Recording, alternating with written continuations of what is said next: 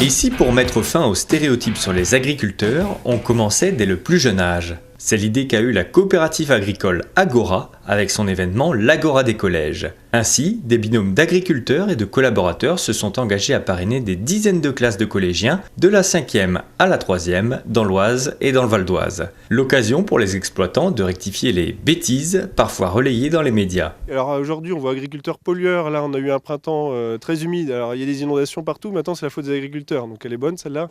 Quand c'est trop sec c'est la faute des agriculteurs aussi, donc bon on entend tout, nous on rigole, mais à force de se faire taper sur le dos à longueur d'année, ça commence à être un peu lourd, donc on est content de pouvoir donner des explications. Ce qui est intéressant, c'est qu'ils savent quand même pas mal de choses. On était surpris hier, on était en classe avec eux.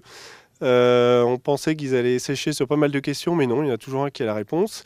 Et oui, ça les intéresse, oui. Les Oisiens qui travaillent la terre n'oublient pas de rappeler que selon eux, l'agriculture française est parmi les plus propres et les plus saines, d'autant plus avec la lourde réglementation en vigueur sur les différentes cultures et exploitations. Les élèves peuvent donc comprendre le cheminement des produits depuis leur plantation jusqu'à la récolte et même au-delà. En bref, il s'agit de démystifier le métier et d'y redonner du sens.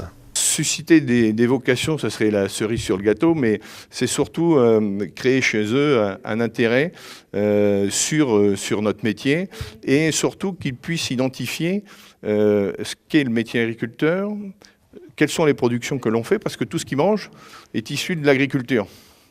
Et que je ne suis pas sûr que quand ils mangent une baguette, ils savent réellement que c'est du blé, qu'avec ce blé, on fait de la farine, mais qu'avec ce blé, on peut faire aussi un tas d'autres utilisations.